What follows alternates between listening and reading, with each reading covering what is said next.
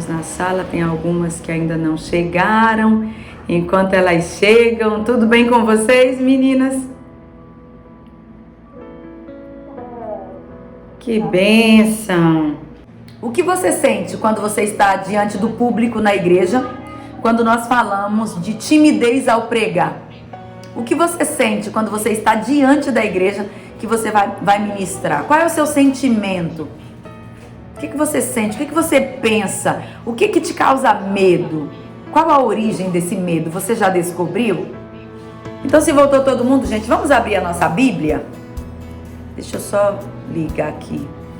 Juízes, capítulo de número 6. Se tiver alguém que queira falar algo, tá? Pode falar. É falando que nós vamos exercitando. Você percebe que todo mundo é igual. Então você não precisa ter medo de falar. Eu só peço que vocês tenham um pouquinho de paciência. Minha voz não tá boa. Gente do céu. E eu gastei um pouquinho no final de semana. Aí. Deixa eu voltar aqui. Juízes 6.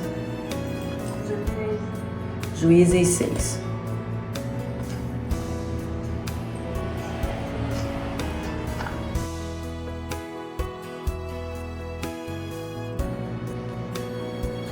Juízes 6. Amém, meninas? Amém. Leiamos a palavra do Senhor Jesus, que assim nos diz: porque cada vez que os israelitas semeavam, os midianitas, os amalequitas e os povos do Oriente os atacavam. Versículo 4. Acampavam em Israel, destruindo os produtos da terra até a vizinhança de Gaza, e não deixavam em Israel sustento algum, nem ovelhas, nem bois, nem jumentos. Versículo 9. Eu os livrei das mãos dos egípcios e das mãos de todos os opressores. Eu os expulsei e dei a vocês a terra deles. E disse, versículo número 10 ainda. E disse, eu sou o Senhor, o Deus de vocês. Não adorem os deuses dos amorreus, em cuja terra vocês estão morando. Mas vocês não deram ouvidos à minha voz. Versículo de número 12. Então o anjo do Senhor lhe apareceu e lhe disse, o Senhor está com você, homem valente. Versículo de número 13. Ah, Senhor meu, se o Senhor Deus está conosco, por que nos aconteceu tudo isso? E onde estão todas as suas maravilhas que os nossos pais nos contaram? Eles disseram, o Senhor nos tirou do Egito, porém agora o Senhor nos abandonou e nos entregou nas mãos dos midianitas. Vamos ler os versículos seguintes? Então o Senhor se virou para Gideão e disse, vá nessa força, porque você livrará Israel das mãos dos midianitas. Não é verdade que eu estou enviando você? Ou na ARC não te mandei eu? Versículo de número 15.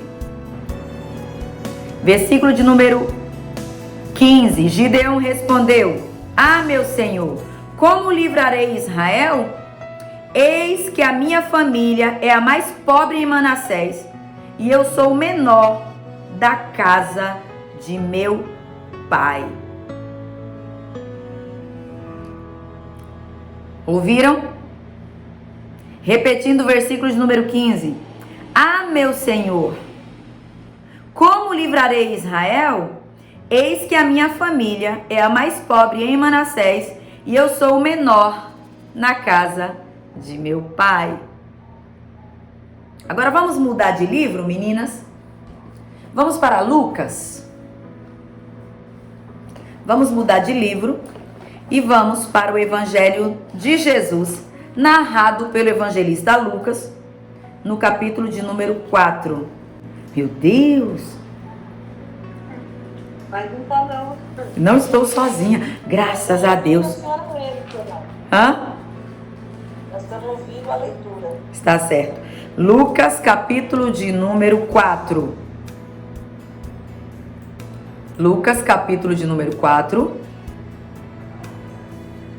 Versículo de 1 a 13. Lucas 4, de 1 a 13.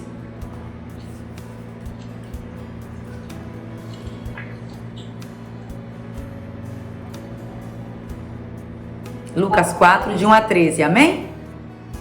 Amém. 13. Lucas 4, de 1 a 13.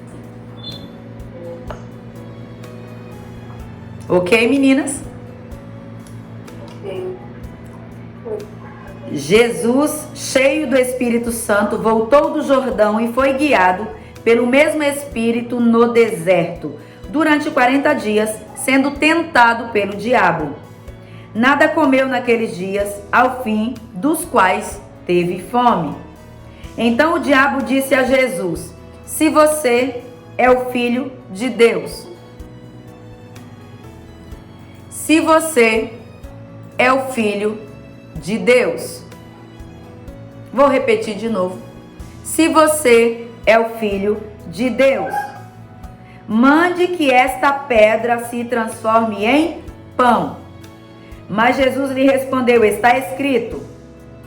A versão que eu estou lendo diz: o ser humano não viverá só de pão. Na Nova Almeida atualizada.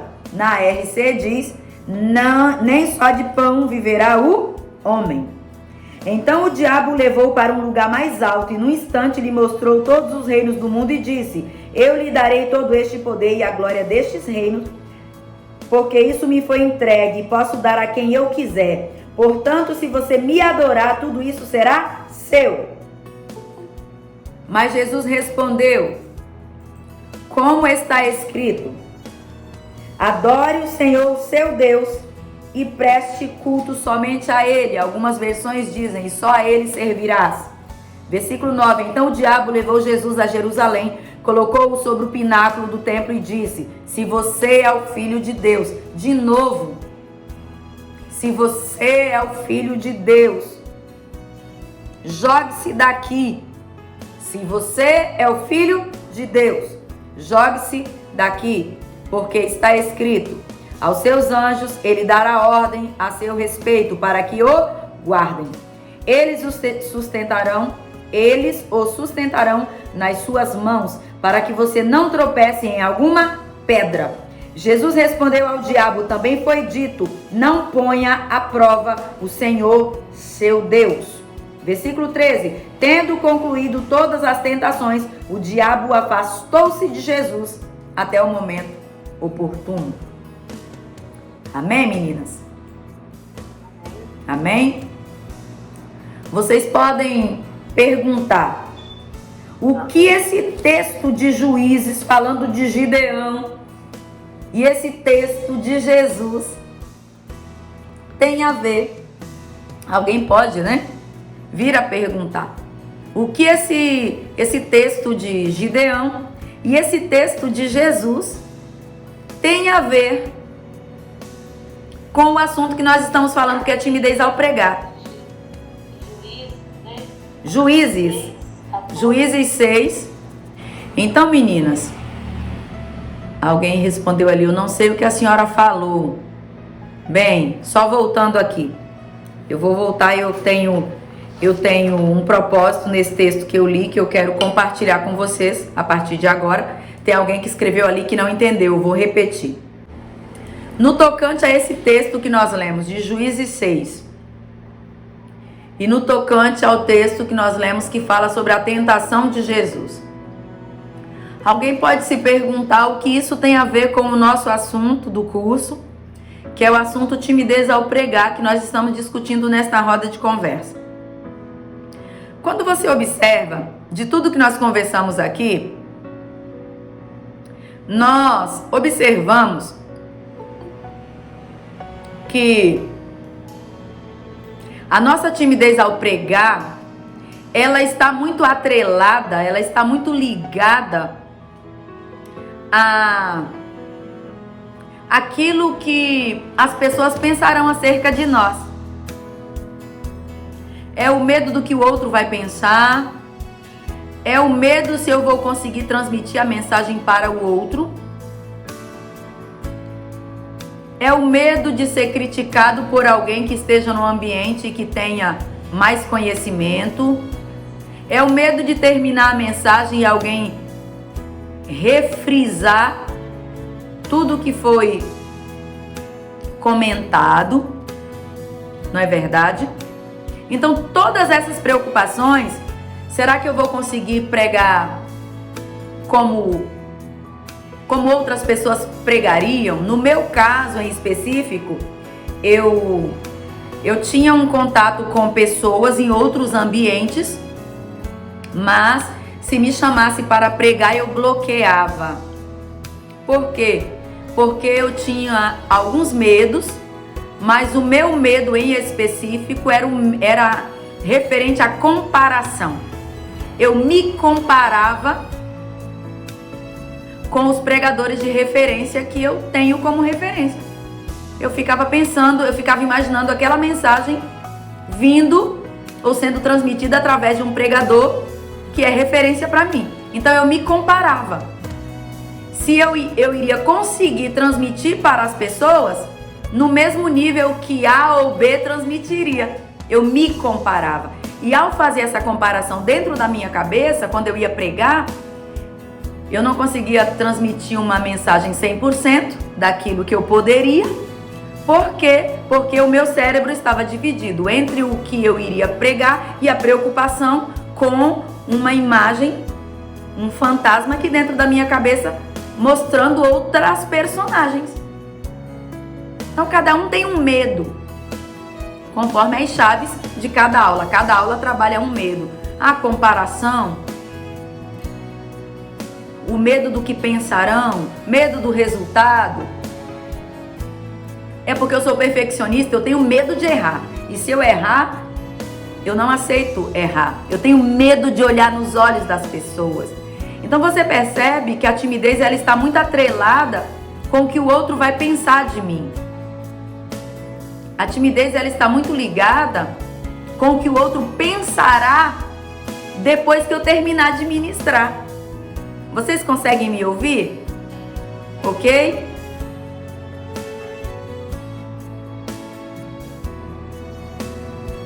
Ok.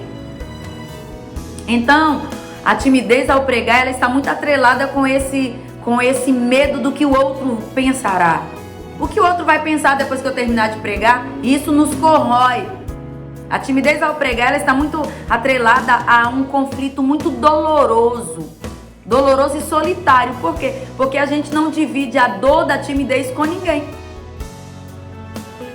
né? Quando nós ficamos no conflito de ter pregado uma mensagem e ter entendido que a gente não conseguiu transmitir o que nós gostaríamos de ter transmitido, a gente não chega em casa e fala assim, puxa vida, eu estou arrasado. A gente fica arrasado sozinho. Quando nós subimos no altar e nós ficamos com medo das pessoas, ou antes de subir, o medo que nós temos, só o medo de pensar que as pessoas nos olharão, é solitário, porque a gente não fica dividindo aí, ei, eu tô com medo, me ajuda que eu tô com medo, eu estou com medo. Nós não pedimos para as pessoas, para que elas aceitem que nós dividamos com ela aquele nosso medo, não. É um conflito doloroso e solitário. E isso envolve, sabe o quê? A nossa identidade. Envolve muito a nossa identidade. Você sente na alma que você foi chamada para a obra, mas quando você se apresenta diante das pessoas, muitas informações acerca de si mesma tomam conta da mente, os pensamentos, e ao invés de focar na mensagem, ao invés de focar na palavra, a sua mente se desvia para outras preocupações. O que o outro vai pensar? Será que vai dar certo?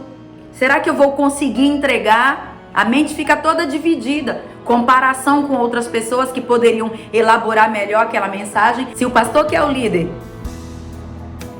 ou mesmo que não seja o pastor, mas se outra pessoa que tem um certo conhecimento que você conhece estiver no ambiente, você começa a imaginar como que essa pessoa elaboraria aquela mensagem e você já começa, o medo já vai começando a aumentar.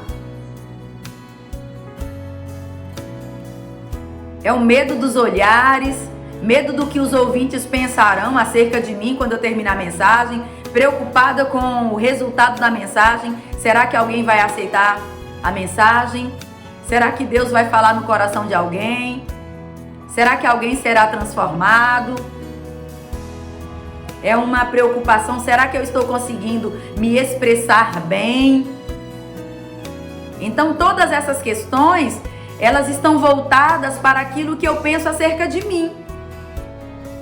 Vocês percebem que isso tem alguma coisa a ver com o que a gente pensa a respeito de nós mesmos? É assim, é como se nós olhássemos para as pessoas que estão na nossa retaguarda, para as pessoas que estão à nossa frente, e nós pensássemos assim: quem está me ouvindo é muito melhor que eu. Quem está na minha retaguarda é muito melhor que eu. E eu sou o pior que tem aqui. Alguns de nós, muitas vezes, nos colocamos, se porventura houvesse uma fila, se porventura existisse uma fila, vamos conjecturar, seria imaginário aqui. Se existisse uma fila, tem alguns que se colocariam como se estivessem no final da fila. Eu sou o pior. Quem está à minha frente vai me criticar quando eu terminar. Quem está à minha retaguarda também vai me criticar quando eu terminar. Se a pessoa que está na minha retaguarda, quando eu terminar de ministrar, ela fizer alguma menção daquilo que eu falei, eu nem vou tomar como se fosse uma confirmação. Eu vou tomar como se fosse uma crítica. Por quê? Porque quando eu olho para tudo isso, eu me sinto o menor. Eu sou o pequeno aqui. Por que isso acontece? Porque quando eu me preocupo tanto com o que o outro pensará acerca de mim, isso diz muito a respeito do que eu penso acerca de mim mesmo. Quando eu me preocupo tanto com o que o outro pensará acerca de mim, depois que eu terminar de pregar, significa que não o outro, mas que comigo mesmo pode ter alguma coisa não tão bem resolvida aqui dentro. E se eu não estou bem resolvida com a minha identidade, com a minha singularidade, isso pode se me bloquear, pode me paralisar, pode impedir a minha mensagem. Meninas, vocês entenderão a leitura do texto que nós lemos. A timidez, ela está muito ligada à visão que você tem acerca de si mesma. Afinal de contas, quem é você? Quem é você nesse universo? A forma como eu me sinto. Observe, eu sou um ser humano acerca de quem Deus tem um propósito. Isso nós sabemos. Nesse propósito, Deus me vê com a identidade que Ele criou.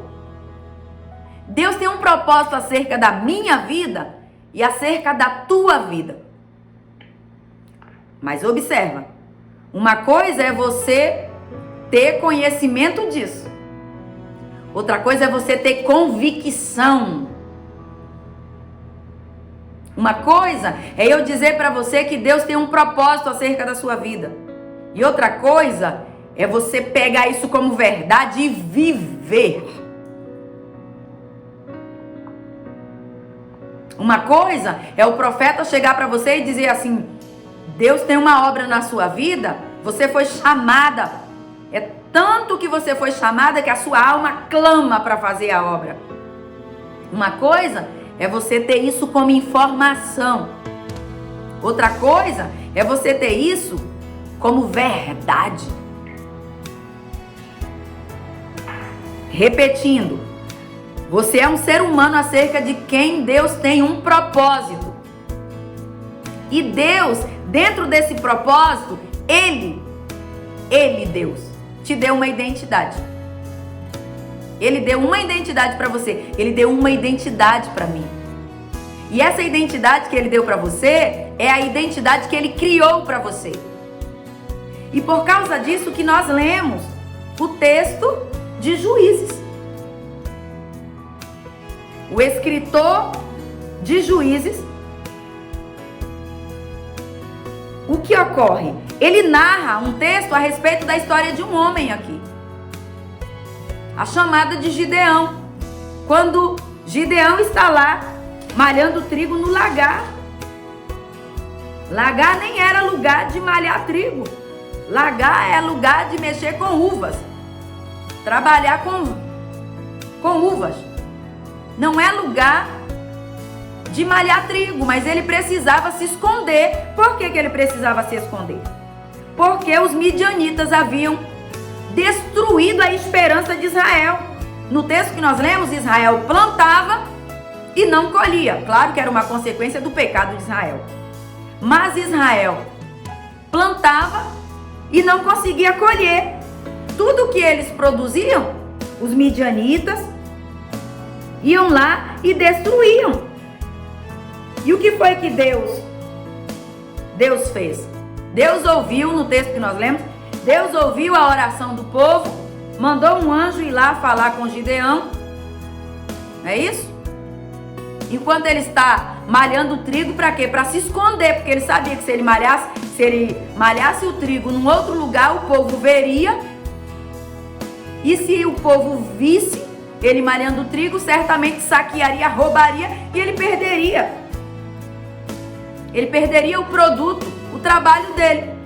No versículo de número 12, o texto diz que o anjo do Senhor lhe apareceu e disse o quê? O Senhor é contigo, varão valoroso.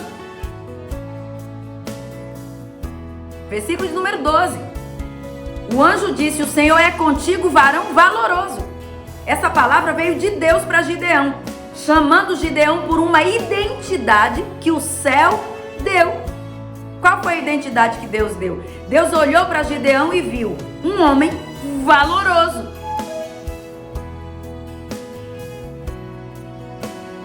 Mas você observa que Gideão não se vê com a identidade que Deus vê. Você percebeu isso?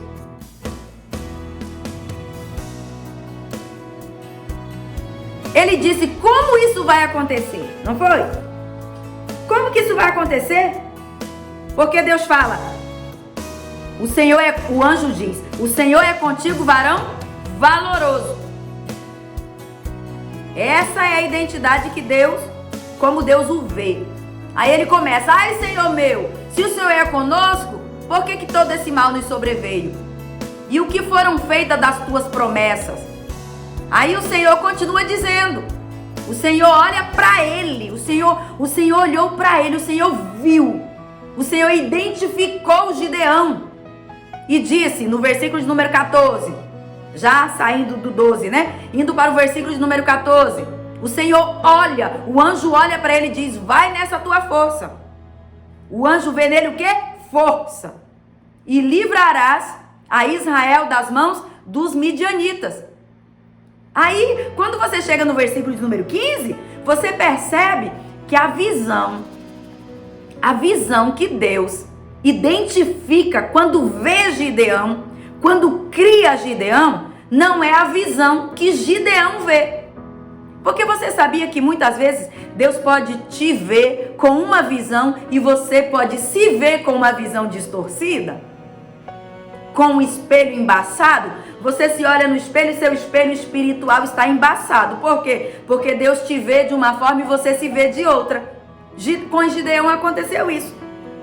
O Senhor vê ele como um varão valoroso. E ele diz no versículo de número 15, ah, Senhor meu, Como que livrarei Israel? Ele pergunta como. Ou seja, eu não vejo possibilidade. Aí ele explica. Aí ele cria motivos. Ele tem uma justificativa para explicar.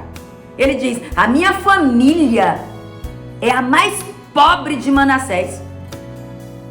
E eu sou o menor. Eu sou o menor da casa do meu pai. Deus olha para esse homem e vê nele valor. Vê nele um guerreiro, um homem capaz de cumprir o propósito de Deus para a vida dele. Mas ele olha para si e vê o quê? Pobreza. Eu sou o mais pobre. Ele olha para si e vê o quê? Inferioridade. Ele fala: eu sou o menor. Enquanto Deus está vendo valor e capacidade para uma guerra, Gideão olha para si e vê o quê? Pobreza e inferioridade.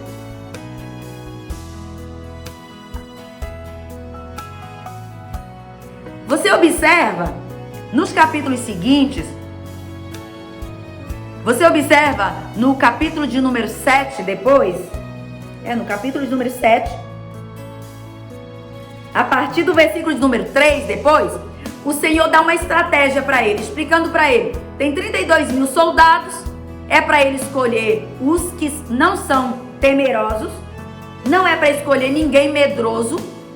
Medroso não vai no exército de Deus. E Deus dá uma estratégia para que aquele que descesse até o rio e bebesse de modo atento, bebesse água com atenção. Os que lambessem a água, versículo de número 7 do capítulo de número 7. Então o Senhor disse: com esses 300 homens que lamberam a água, eu livrarei vocês. Era para escolher aqueles que abaixassem e bebessem a água de modo desatento. Era para descartar. Só 300 que só lamberam a água assim com atenção lá na beira do rio, que foi a estratégia que Deus deu para quê? Para que ele separasse quem seriam os valentes. Quem seriam os valentes que caminhariam com ele, que iriam para essa guerra. Eram 32 mil, mas só 300. Com 300 homens, com tochas e buzinas nas mãos, Deus deu a vitória para Israel sob a liderança de Gideão. E quem era Gideão? Um homem que tinha uma crise de identidade. Ele se via como improvável, como um pobre e como aquele inferior. Eu sou pobre, da família mais pobre da tribo de Manassés, e eu sou o menor da casa de meu pai. Eu tenho pobreza e inferioridade, Deus. Se Deus perguntar: Gideão, o que tu tens para oferecer? Pobreza, inferioridade.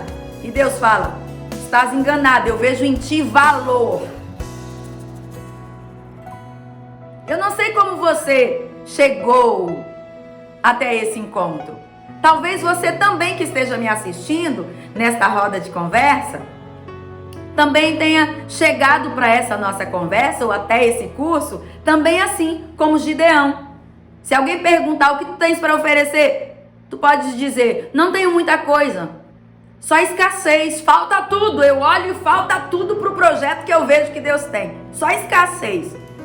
Escassez e inferioridade. Mas Deus está dizendo para você nesta reunião que Ele vê em ti valor. Ele vê em ti não aquilo que você vê, mas Ele vê em ti aquilo que Ele imprimiu em você quando Ele te forjou, quando Ele te formou. A nossa identidade é o que Deus diz. A sua identidade não é o que o outro diz, não é nem o que você diz. Porque a sua identidade não foi formada por você. A sua identidade não foi forjada por você. É bom que você entenda isso. A sua identidade, ela foi formada e foi forjada por Deus. É por isso que quando o anjo chega para conversar com Gideão, ele não pergunta: Gideão, quem é você? Porque Deus não precisa que você se identifique. Ele olha e ele diz: eu vejo quem você é, porque eu sei quem você é. Ele diz: varão valoroso, o Senhor é contigo, vai nesta tua força e tu livrarás o povo das mãos dos midianitas. E isso, gente, enquanto esse homem olha para si e diz assim: tudo que eu tenho é escassez, tudo que eu tenho é inferioridade, olha, eu sou o menor. Sabe naquela fila? Na fila que tem para receber alguma coisa, eu sou o último lá da fila. Se existir uma fila, eu sou o último. Ó, eu sou o inferior. Deus olha para esse homem e diz: não, oh glória. Gente, Deus é maravilhoso. Se nós tivéssemos noção real de como Deus nos vê, nós não estaríamos paralisados, gente. Porque a nossa identidade, a nossa chamada, ela está alicerçada numa rocha que não cai, gente. Nós somos um projeto de Deus que não surgiu hoje. Deus não olhou para nós depois que nós nascemos e crescemos e falou assim: não, eu vou escolher a Maria, eu vou escolher a Joana, eu vou escolher a Patrícia, eu vou escolher a irmã Miriam. Não, gente. Ele não esperou você nascer para olhar para você para dizer: achei graça nos teus olhos. Não, não. Se eu mudar amanhã Deus vai... Não. Foi antes de você nascer. Ele foi lá, ele imaginou um projeto e ele pegou esse projeto e deu forma a esse projeto. E a forma do projeto é você. Aí depois que Deus traz você, Deus pega você de um projeto, Ele estrutura o projeto, dá forma, dá conteúdo, dá beleza para o projeto, coloca dentro de um ventre como um embrião. Você fica cerca de 9 meses no ventre da sua mãe e você vem à luz. Você acha mesmo que Deus quer você depois que Ele trouxe você à luz escondida?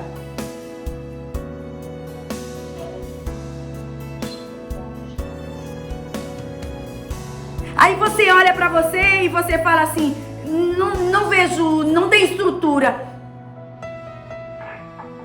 Eu sou o menor. Quando eu vou ministrar, tem gente melhor, tem gente maior. Onde, gente, que tem gente melhor e tem gente maior? Tem alguma coisa errada no nosso conceito de identidade. Nós estamos medindo no conceito terreno. E o conceito terreno para medir você está errado. Eu preciso dizer isso para você.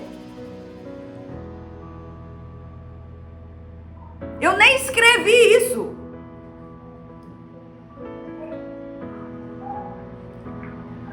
O conceito terreno para avaliar quem você é está totalmente errado. Exclui, não serve para medir você. Que nós ficamos medindo a nossa chamada pela visão que nós temos do público que nos assiste, do público que está na nossa retaguarda. Você precisa medir a sua identidade, o seu chamado, pela visão que o céu te fez. E não pelos olhares das pessoas. Porque o que as pessoas pensam, eu preciso dizer para você. Eu vou falar baixinho para não ofender ninguém. é um problema só delas. O que as pessoas pensam de você é um problema delas. Glória a Deus. Aleluia. Ó, não deve ser objeto de preocupação. O que o outro pensa é algo que cabe a essa pessoa. Não deve ser objeto da minha preocupação, nem da sua preocupação. Objeto da nossa preocupação precisa ser aquilo que o céu nos chamou para fazer. E quando nós nos preocupamos tanto com o que o outro pensa, com o que o outro vai dizer, com a crítica que o outro vai fazer, significa que tem alguma coisa errada com o nosso conceito de autoimagem, com a nossa identidade. Mas a nossa identidade não pode ser medida pelos padrões da terra. Você precisa entender isso.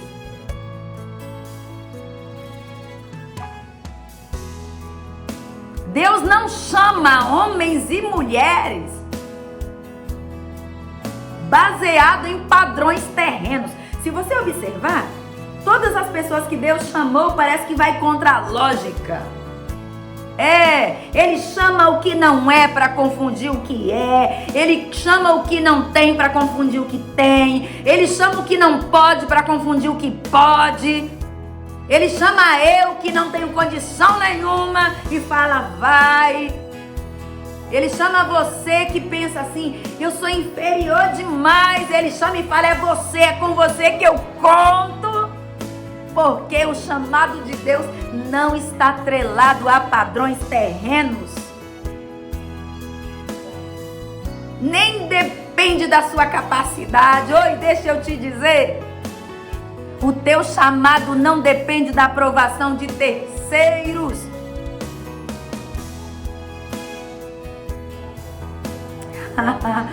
Ai, gente. Jesus. Não. Lucas 4 que nós lemos. Porque nós não podemos deixar de fechar isso aqui, o raciocínio sobre a questão da identidade. E eu vou dizer uma coisa pra você. O diabo, ele vai tentar jogar na minha mente, ele vai tentar jogar na sua, que tem alguma coisa errada com a gente, pra gente não se encaixar dentro do projeto do céu pra nossa vida. Ele vai jogar setas. Quando ele não conseguir jogar setas, ele pode mandar pessoas, ele pode mandar críticos. Alguma vez você pode estar descendo do altar, o diabo pode mandar alguém lá no pé do altar para poder dizer, a pregação não foi boa, hoje eu não gostei. Aí você não vigia e pensa que foi o crente, foi Satanás que mandou. Né? A gente precisa vigiar para proteger a nossa mente, gente. Porque o diabo, ele vai tentar.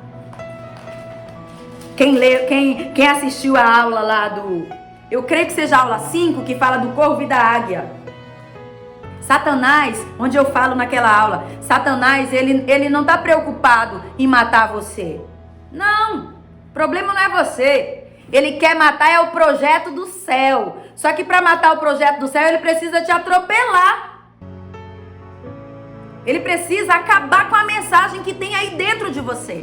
Só que ele sabe que ele não consegue matar a mensagem, porque a mensagem não é sua, ela vem do céu, é maior que você. Para matar a mensagem, ele precisa te atropelar. Então, Satanás, uma arma que Satanás usa é dizer aqui na nossa mente que nós não somos aquilo que Deus nos chamou para ser. Para nos enganar. Tentar enganar a nossa identidade. Dizer que nós somos inferiores. Que nós somos os projeto que não dará certo. Projeto que não frutificará.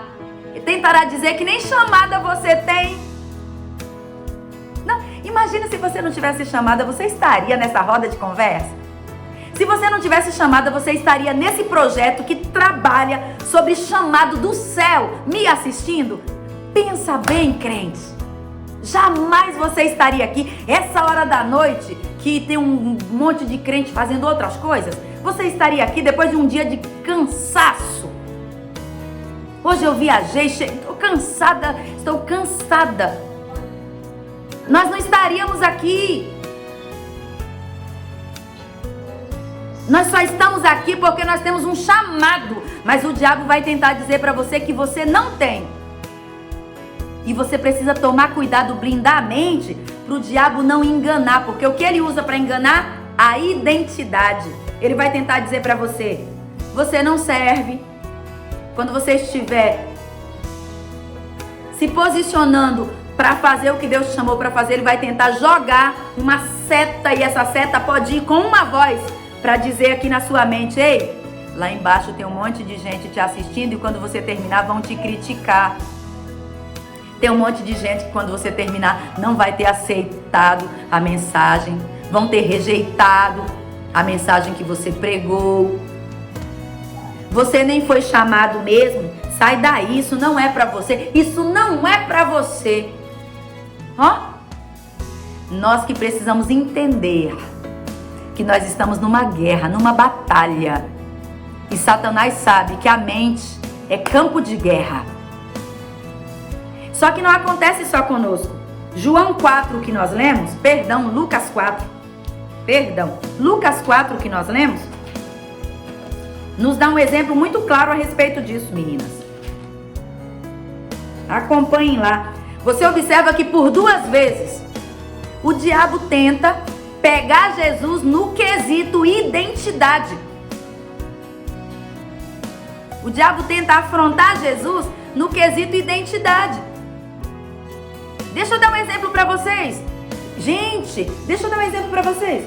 Há uns meses atrás, nós estávamos na casa de uma mulher e estávamos num trabalho, numa campanha que envolvia a libertação. Entendeu? Envolvia a libertação. O diabo cismou que não ia sair e ele disse que não ia sair, só iria sair se chamasse não sei quem lá. Porque ele queria humilhar uma certa pessoa que morava ali perto e inclusive ele disse um nome. Quando o diabo diz isso, ele está tentando o quê? Afrontar os crentes que estão naquela guerra, naquela batalha espiritual. Se nós não estivermos atentos que Satanás é estrategista e ele quer que nós percamos a guerra, nós teríamos desistido e deixado a mulher lá sem libertação. Nós dissemos o que, Satanás? Quem está aqui é suficiente, que é Cristo. Ele já está presente na reunião. Não precisa de mais ninguém aqui para que você saia. E é debaixo da autoridade do nome de Jesus que você sai. E ele saiu e deixou a mulher livre. Mas ele tentou o quê? Mexer com a identidade de algum crente. Ou seja, com certeza algum crente pode ter pensado: gente, se ele falou que não vai sair, só vai se sair se eu chamar alguém, significa que eu nem crente sou. O diabo é estrategista. Se nós não entendemos que Cristo já estava presente na reunião e que Cristo era suficiente e que nós estávamos respaldadas no poder do nome de Cristo, ele nos enganava, a mulher ficava lá e nós íamos embora todo mundo triste e cabisbaixo, dizendo deu tudo errado.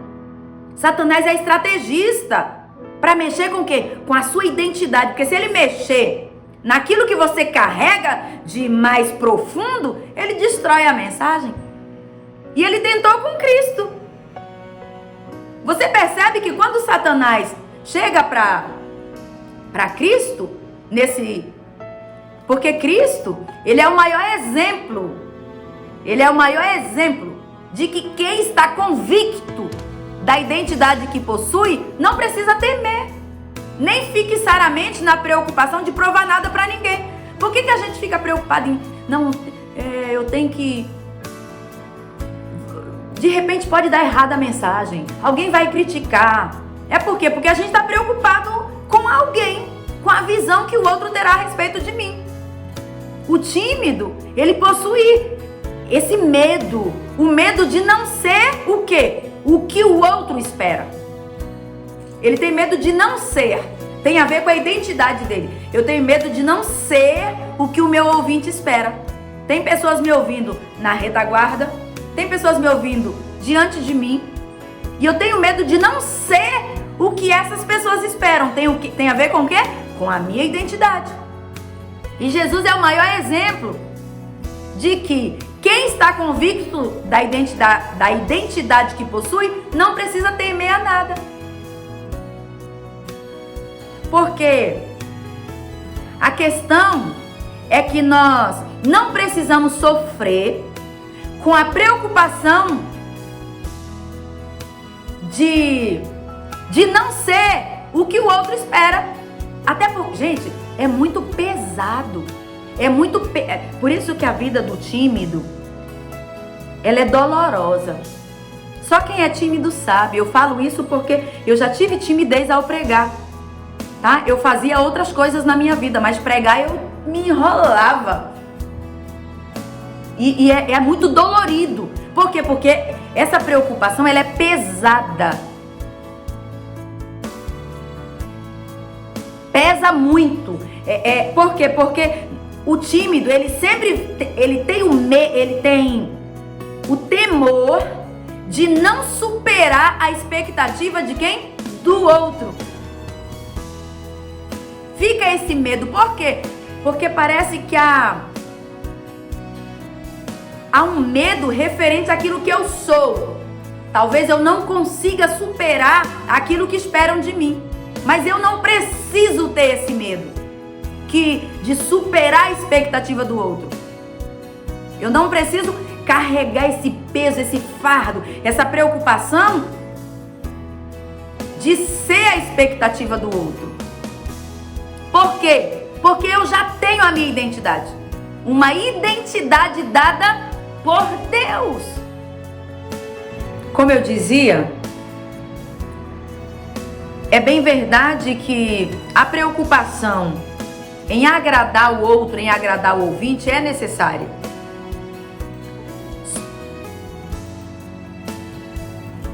Só que essa preocupação em atender uma expectativa, em comunicar bem, quando ela passa a ser de modo exacerbado, que me bloqueia, é prejudicial. Porque o que o outro pensa a respeito de mim é importante, mas é secundário. Não é o essencial. É secundário. Eu preciso ter empatia pelo outro. Eu preciso ter o respeito, o acolhimento pelo outro. Mas não pode ser um peso para mim a preocupação do que o outro vai pensar ao meu respeito.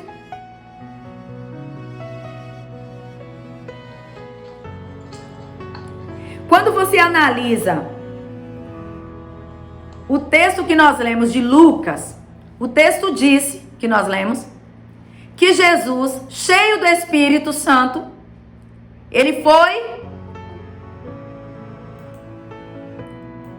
Jesus, cheio do Espírito Santo,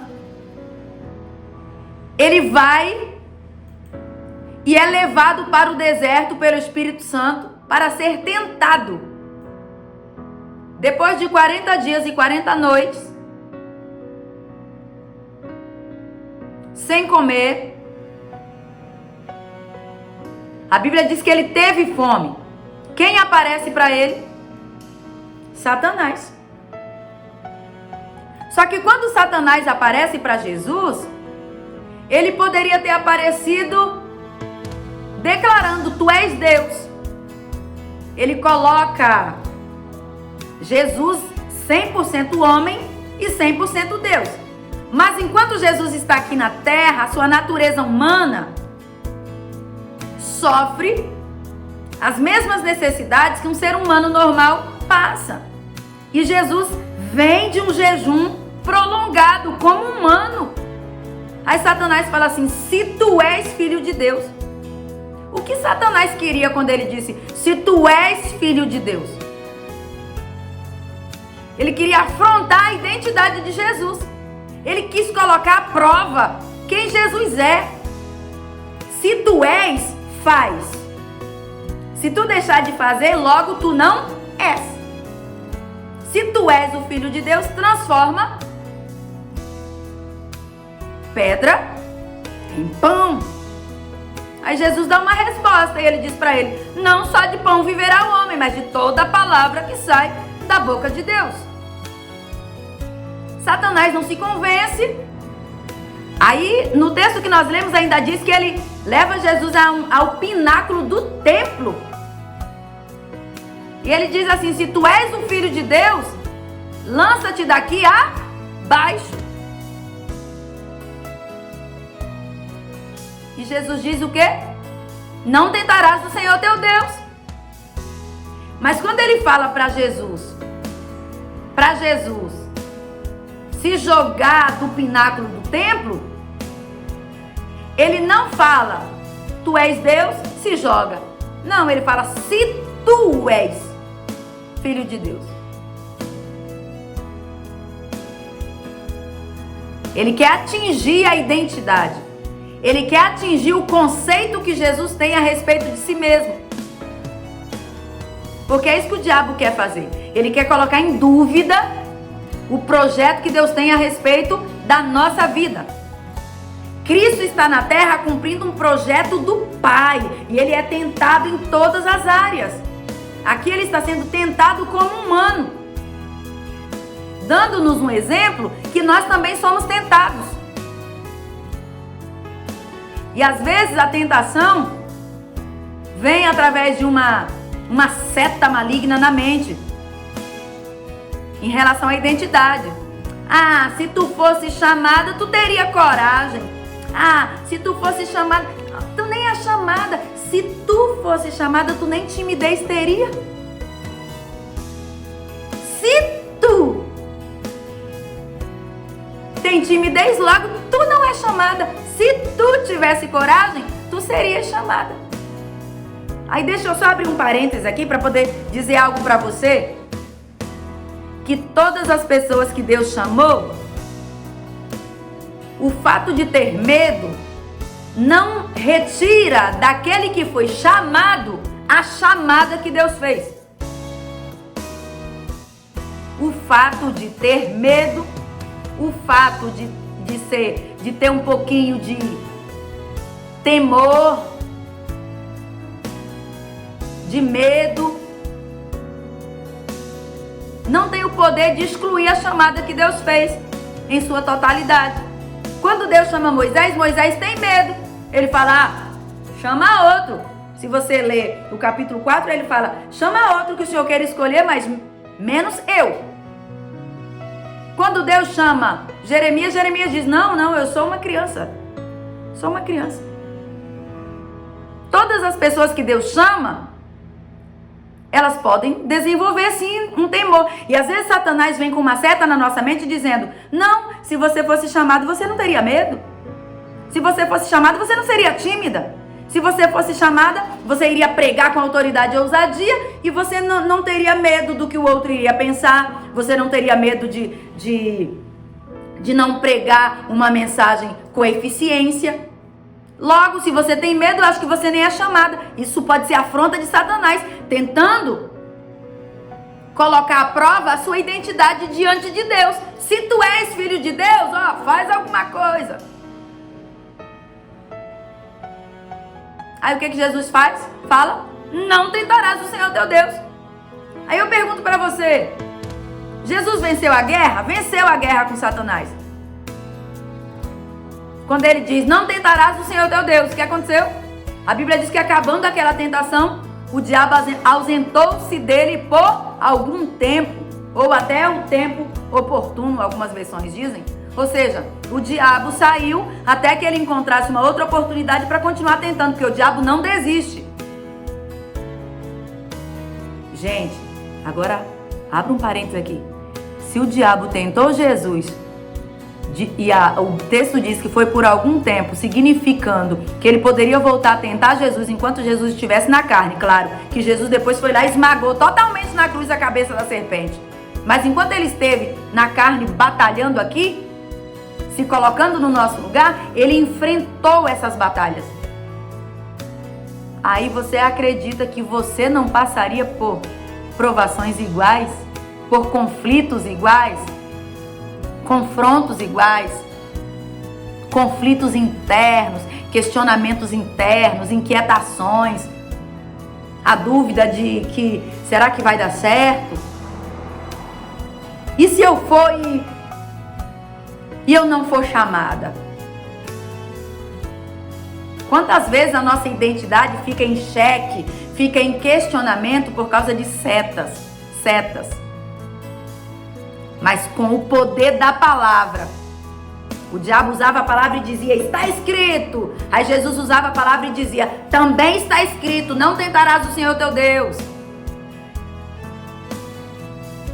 Se tu és o Filho de Deus, transforma pedra em pão. Ele dizia, também está escrito, nem só de pão viverá o homem. E pelo poder da palavra, Jesus venceu aquela batalha com Satanás.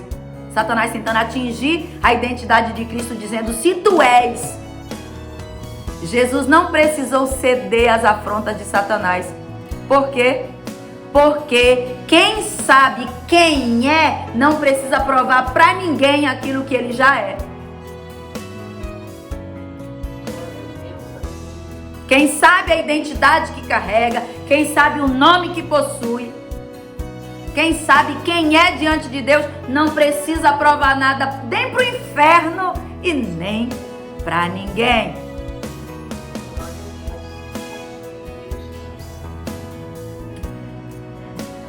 Jesus não aceitou aquela afronta, ele não recebeu aquilo como afronta. Por quê? Porque para Jesus, gente, Jesus estava muito bem resolvido acerca de quem ele era.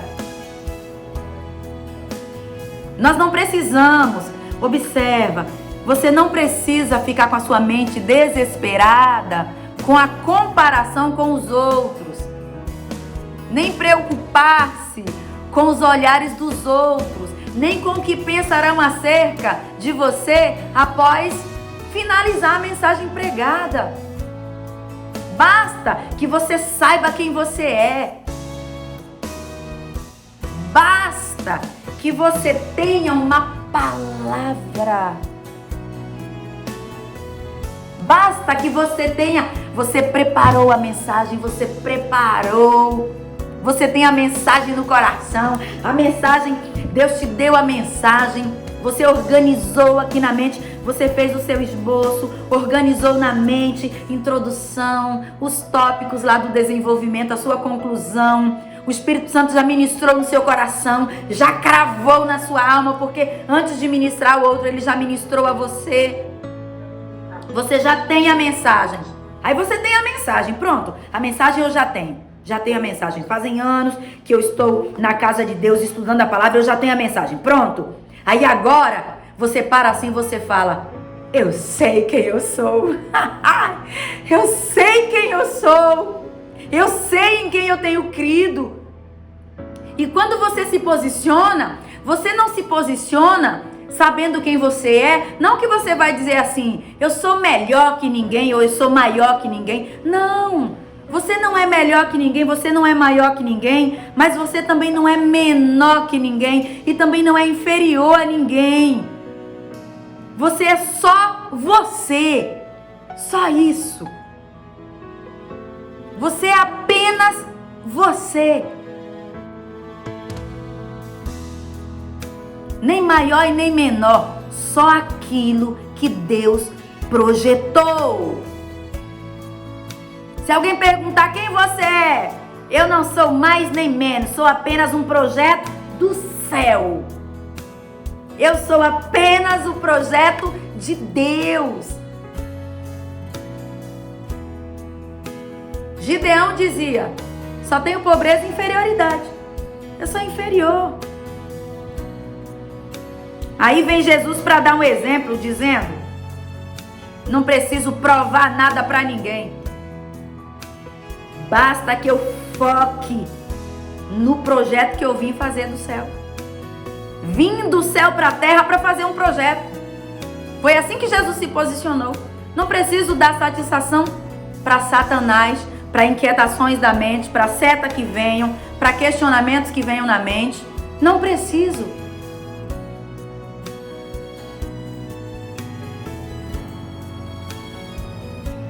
Alguém voltando agora, recebendo aqui, a pessoa que retornou agora.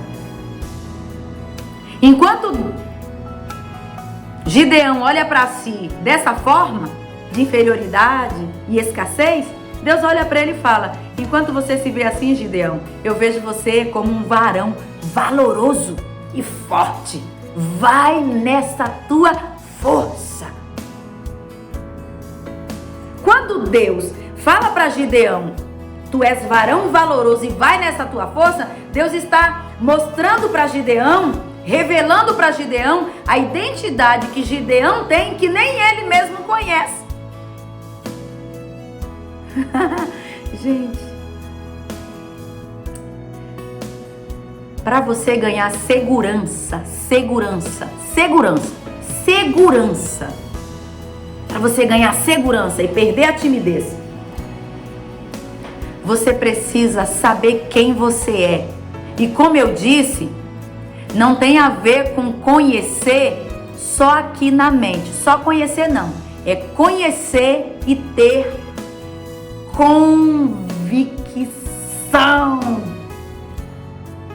Saber quem você é, não no conceito do mundo, mas no conceito de Deus. Por quê? Porque você não é o que o mundo diz que você é. Você não é nem o que você pensa que você é. Você é o que a Bíblia diz que você é. E você é aquilo que Deus pensa sobre você.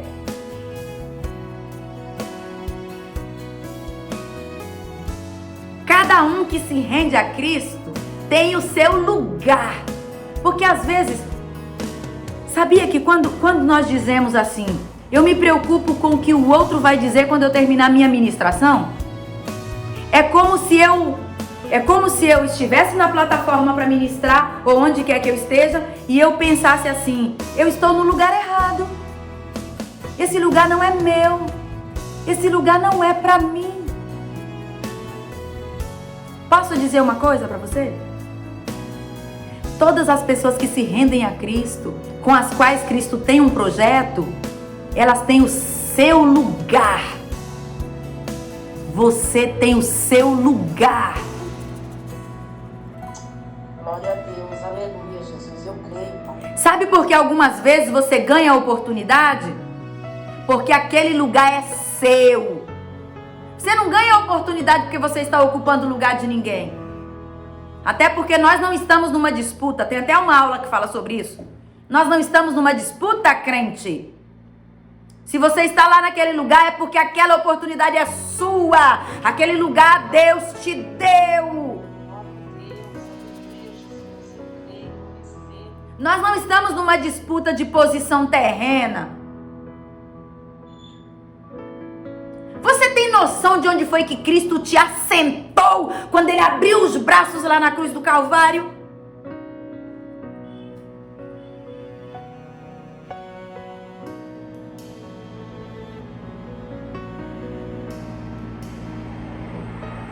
Nós não estamos numa disputa por cadeira terrena, gente. Por espaço em plataforma da terra. Não! Nós estamos assentados em lugares celestiais em Deus. Efésios capítulo de número 2, Efésios 2, do versículo 4 ao 6, diz que Deus, que é riquíssimo em misericórdia, pelo seu muito amor com que nos amou, estando nós ainda mortos em nossas ofensas, Ele nos vivificou. Você estava morto. Ele nos vivificou com Cristo. Aí abre o parênteses. Pela graça sois salvos. E nos ressuscitou juntamente com Ele e nos fez assentar nos lugares celestiais em Cristo Jesus.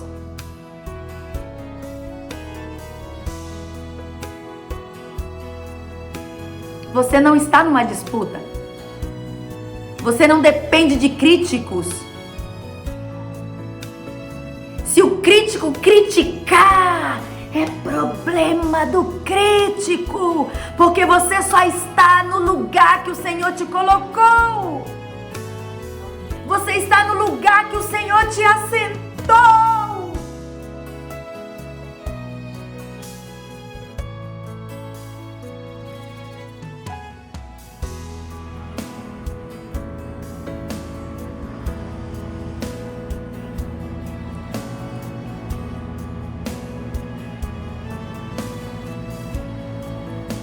A timidez, ela rouba essa visão da gente. Ela tira de nós esse conceito de quem nós somos. Gente, mas quando você sabe quem você é em Deus, se você sabe quem você é em Deus, você já toma posse do seu lugar. Não um lugar terreno. Eu não estou falando de... Gente, eu não falo de cadeira terrena. Eu não estou falando dessas coisas. Eu estou falando de algo muito maior. Quando você sabe quem você é em Deus, você toma posse do seu lugar em Cristo. E você não tem mais problema com a própria identidade. Eu sou da família mais pobre de Manassés. Eu sou o menor da casa do meu pai. Eu só tenho escassez. Eu só tenho inferioridade. Eu só tenho inferioridade.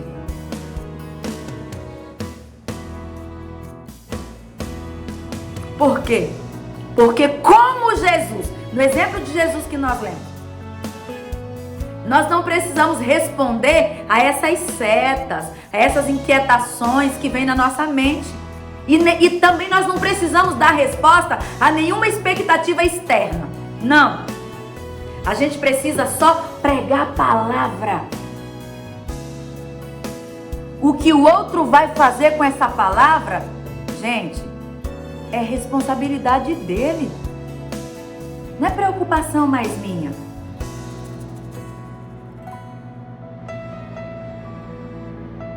As expectativas externas não devem ser objeto da minha preocupação. Qual é o nosso foco? Almas. Qual é o nosso foco? A mensagem. Eu trago essa palavra para você nesta roda de conversa, porque a identidade, ela pode ser usada, o inimigo pode usar a discussão, os conflitos interiores, essas inquietações internas, essas dúvidas que vêm na nossa mente, para questionar nossa identidade. Para quê? Para derrotar o projeto de Deus. Mas se você está côncia, de quem você é em Deus, essa guerra já foi vencida.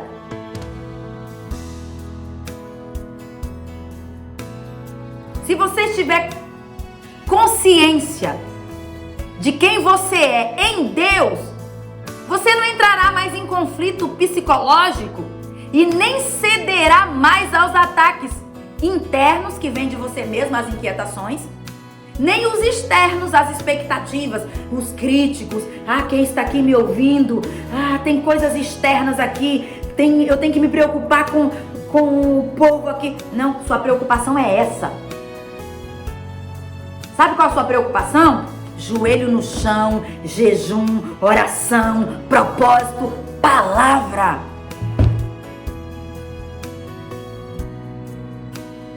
Por quê? O que o outro vai pensar acerca de mim quando terminar a pregação? Deixa eu respirar. Não é preocupação minha. O que ele vai pensar de mim quando eu terminar? Não é preocupação minha. Sabe por quê? Porque a minha identidade, a sua identidade. A sua identidade já está definida. Então, se julgarem e disserem: ah, a Leila não sabe pregar, ou a Leila prega de um jeito que parece que é estranho, aquele jeitinho da Leila. Ah, a Camila é diferente da Rosângela. Ah, a Rosângela não prega como a pastora fulana. Ah, a Ana Cláudia não prega como a Camila. Ah, e daí? Oh, a nossa identidade já foi definida e isso não é motivo mais para eu me inquietar. Quando nós nos tornamos filhos de Deus através da cruz de Cristo, lá quando Ele abriu os braços e Ele rasgou a cédula que era contrária a nós, nós nos tornamos filhas. Então pouco importa o que pensem, nós somos filhas, temos identidade dele. Diferentes uma das outras, mas nós temos identidade. Então o que o outro pensa, é assunto secundário. Nós temos um chamado. Olhares não nos paralisarão mais, em nome de Jesus. Críticas você ouvirá, o seu ouvido estará blindado com o poder do Espírito Santo. Ouvir, nós vamos ouvir, mas nós não vamos paralisar mais. Porque nós não somos projeto de críticos. Nós somos projetos do céu. E nós temos uma identidade, não precisamos nos preocupar com ela. Nós temos um propósito, qual seja a mensagem. A mensagem que o céu já nos confiou. Essa é a nossa preocupação. Amém, crentes? Oh, glória! Amém, glória a Deus. Eu não estou sozinha! Aleluia! Não está sozinha. Deus usou grandemente a vida da senhora. Eu creio. É ele, só pode ser ele, amiga, só pode ser ele. Só pode ser ele. O que as pessoas pensam de mim não me define quem eu sou, mas sim aquilo que me chamou. Aquilo que Deus pensa, é verdade, porque sabia que isso bloqueia a gente fica tão preocupado com o que o outro pensa, mas o que o outro pensa não define a gente, não define em nada, não é verdade? Não define em nada, e a gente sofre por causa dessas coisas, gente, eu falo isso com conhecimento de causa, porque quantas vezes eu cheguei na minha casa arrasada, porque eu queria ter tido coragem para ministrar a palavra e eu não tinha coragem. Às vezes o pastor fazia assim, colocava a igreja de pé, orava e falava, vem ministrar. Aí, se ele não avisasse, eu ia lá e ministrava, em cima da hora. Mas se ele desse 5 minutos para eu pensar, tipo, vai lá e avisa a irmã Clemirene que ela vai pregar. Se ele me desse 5 minutos para pensar, dava tempo o coração gelar, as mãos tremerem, dava tempo o coração palpitar, dava tempo eu pensar. Eu falava, não, irmão, vai lá e fala para ele escolher outra pessoa, porque hoje eu não estou preparada. E cheia de esboço, um monte de agenda anotada, escrito o versículo. Aí depois eu chegava em casa, gente, sabe o que é você chegar em casa frustrado e você não conseguir contar para ninguém e você chorar sozinho e dizer assim, puxa vida, eu não sirvo para nada, porque o tímido, ele se sente inútil e imprestável. Por quê? Porque aquilo que ele quer fazer, que ele mais deseja, ele não consegue. Aí ele fica, como eu não consigo fazer isso que eu gostaria de fazer, eu me sinto inútil. Eu me sinto inútil, acabado. Eu falo isso, era assim que eu me sentia. Aí eu queria transmitir uma mensagem, eu falava, eu queria tanto ser capaz de transmitir a mensagem, como eu não conseguia, eu me sentia inútil. Isso acabava com a minha alma. Eu chegava, andava cabisbaixo, eu chegava na igreja e eu ficava cabisbaixo de angústia. Eu ficava angustiada, parecia que tinha um peso aqui nas minhas costas. É angustiante. Mas Jesus nos liberta. Jesus nos liberta. Glória seja dada ao nome de Jesus, porque Ele faz. Alguém quer comentar algo mais? Todo mundo com sono querendo dormir, né, gente? Vamos despedir então para vocês irem para casa dormir? Irem para casa? Não, estamos todos em casa. Gente do céu. Ai, gente. Glória a Deus. E vocês vão destravar um exército. E esse exército que vocês vão destravar vai destravar exércitos. Gente, vocês têm noção de onde, não sei onde a gente vai chegar. Nós vamos chegar onde Deus determinou. Oh, glória. Vamos orar para a gente encerrar? Meninas, antes de eu encerrar, eu quero agradecer a Jesus pela vida de vocês. Eu estou muito grata a Jesus. Eu sou muito grata a Deus pela vida de cada uma de vocês, porque eu sei que vocês são projetos do céu. Ai, Camila, Jesus te abençoe. Meninas, vocês são projetos do céu. Assim, eu aprendi a amar vocês, meu Deus do céu. Gente do céu, amo a vida de vocês. E eu peço ao Senhor, eu oro todos os dias, o Senhor sabe. Eu oro todos os dias pela vida de vocês. Eu falo, Jesus, leva essas meninas. Pai, estende, alarga, leva, Senhor, cumpre. Eu oro todos os dias. E eu peço, Senhor, leva elas onde o Senhor tem que levar. Faz o que o Senhor tem que fazer. Ah, Senhor. Gente, eu oro a Jesus. Quero ser grata a Jesus pela vida de todas vocês.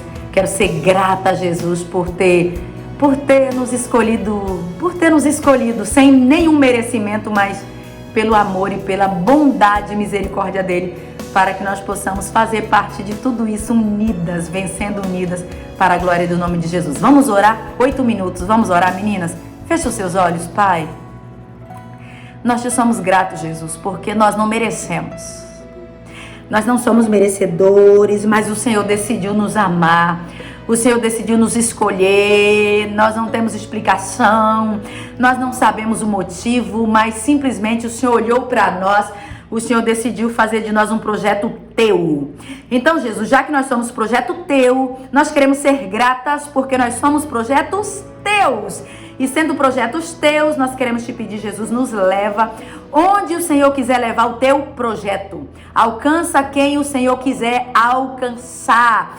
Coloca por terra tudo que o Senhor quiser colocar por terra. Levanta tudo aquilo que o Senhor quiser levantar. Deus, forja um exército.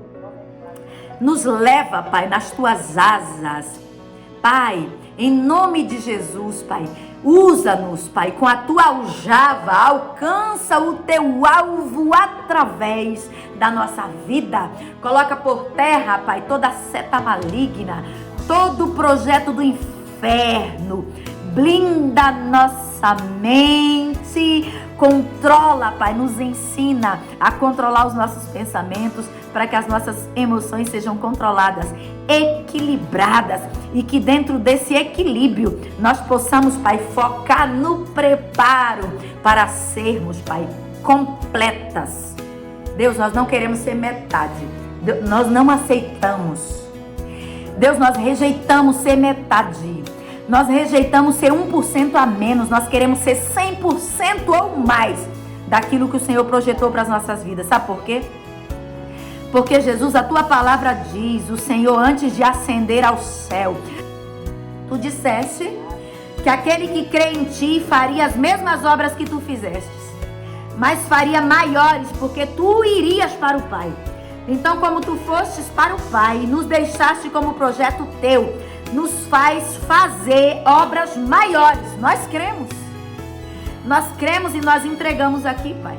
Nós depositamos, eu e essas mulheres aqui, nós depositamos no teu altar as nossas vidas para que tu uses. Nós não abrimos mão de sermos o teu projeto. Então usa para a glória do teu nome, que outras vidas sejam alcançadas, que outras mulheres sejam destravadas e que nós possamos ser o teu é um projeto para a glória do teu nome. Usa a nossa vida, Pai. Importa que tu cresças, que nós diminuamos, mas que a glória seja tua e que nenhum sofisma do inferno venha bloquear a nossa identidade ou impedir que nós sejamos aquilo que o Senhor nos forjou para ser. Glória, honra ao teu nome. Nós te adoramos e te agradecemos, Deus, em nome de Jesus. Amém. Glória a Jesus. Beijão, meninas. Glória ao nome de Jesus pela vida de cada um de vocês. Em nome de Jesus. E não deixa o diabo te enganar.